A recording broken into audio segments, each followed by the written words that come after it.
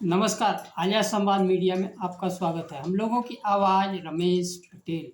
स्वामी प्रसाद मौर्य सभा में मुख्यमंत्री के उम्मीदवार।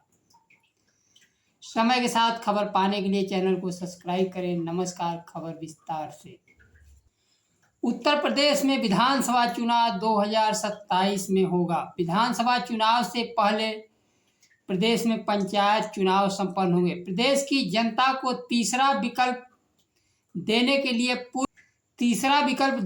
पूर्व कैबिनेट मंत्री तथा अपनी जनता पार्टी के नेता स्वामी प्रसाद मौर्य ने 9 दलों के सहयोग से लोक मोर्चा का गठन किया है। उन्होंने स्वयं को इस मोर्चे का मुख्यमंत्री उम्मीदवार भी घोषित करा लिया है। सभी दलों के आम सहमति से वह मुख्यमंत्री के उम्मीदवार होंगे। दलित, पिछड़े, अल्पसंख्यकों की राजनीति करने वाले स्वामी प्रसाद मौर्य ने पंचायत चुनाव और 2027 के चुनाव के लिए लोक मोर्चा का गठन किया है। राजधानी लखनऊ में आयोजित संवाददाता सम्मेलन में स्वामी प्रसाद मौर्य ने गठबंधन की जानकारी दी। उन्होंने बताया, 9 दलों के साथ लोक मोर्चा का गठन किया गया है। उन्होंने बताया, इस गठबंधन का सिद्धांत है जिसकी जितनी संख्या उसको उतनी भागीदारी पर आधारित है। स्वामी प्रसाद मौर्य सभी 9 दलों के तरफ से मुख्यमंत्री के उम्मीदवार होंगे। उनके गठबंधन में शामिल दल हैं अपनी जनता पार्टी, राष्ट्रीय समानता दल, सम्यक पार्टी, जन सेवा दल, पॉलिटिकल जस्टिस पार्टी, सर्वलोक हित समाज पार्टी, स्वतंत्र जनता राज पार्टी, सबका दल, लोकतंत्र सुरक्षा पार्टी। ये सभी दल जाति आधारित दल हैं। क्षेत्रीय पार्टियों को मिलाकर जनता के सामने मजबूत विकल्प देने की कोशिश कर रहे हैं। संवाददाता सम्मेलन के दौरान उत्तर प्रदेश की भारतीय जनता पार्टी तथा योगी सरकार पर जमकर हमला बोला। उन्होंने कहा, उत्तर प्रदेश में बड़े पैमाने पर जंगल राज चल रहा है। गुंडा राज में जनता त्राही त्राही कर रही, कानून व्यवस्था पूरी तरह से ध्वस्त है। यूपी का युवा बेरोजगार है, महंगाई से आम जनता त्रस्त है।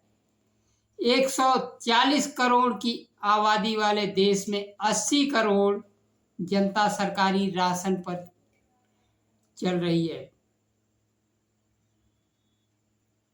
5 किलो राशन से 80 करोड़ जनता का सपना पूरे नहीं हो रहे हैं। शिक्षा का व्यवसायीकरण कर दिया गया है। गरीबों को उच्च शिक्षा से वंचित किया जा रहा है। सत्ता में बैठी डबल इंजन की सरकार किसानों के हित में काम नहीं कर रही है। न्यूनतम समर्थन मूल्य की घोषणा किसानों के लिए सरकार ने नहीं किया है। प्रधानमंत्री तथा मुख्यमंत्री किसानों की बात भी नहीं करते हैं। संविधान की कसम खाकर सत्ता में पहुंचने वाले संविधान की धज्जियां उड़ा रहे हैं। भारतीय जनता पार्टी सरकार आरक्षण को खत्म कर रही है। अल्पसंख्यक समाज में भय और दहशत पैदा कर भाईचारा खत्म कर रही है। स्वामी प्रसाद मौर्य नए गठबंधन के साथ दलित, पिछड़ों, आदिवासी, अल्पसंख्यकों को प्रतिनिधित्व देने के साथ 2027 के विधानसभा चुनाव को लेकर तैयारियां कर रहे हैं। 2022 के चुनाव में भारतीय जनता पार्टी से समाजवादी पार्टी में जुड़ने वाले स्वामी प्रसाद मौर्य समाजवादी पार्टी के मजबूत आधार रहे, लेकिन पार्टी से मतभेदों के कारण उन्होंने पार्टी से इस्तीफा तथा विधान परिषद से इस्तीफा देकर अपनी स्वतंत्र पार्टी बनाई। आज देश में दलितों, पिछड़ों को जगाने के लिए स्वामी प्रसाद मौर्य एक नई क्रांतिकारी लोक मोर्चा का गठन किया है, जिसके जरिए प्रदेश के जनता को नया विकल्प मिला है। इसका आधार अखिलेश यादव के पीडीए के आधार ही होगा। आने वाले चुनाव में जबकि यह गठबंधन का दौर चल रहा है, उस गठबंधन दौर में स्वामी प्रसाद मौर्य ने भी गठबंधन कर जनता के बीच अपनी मुख्यमंत्री उम्मीदवारी पेश कर दी है। आज के लिए बस इतना ही। नमस्कार। जय संविधान।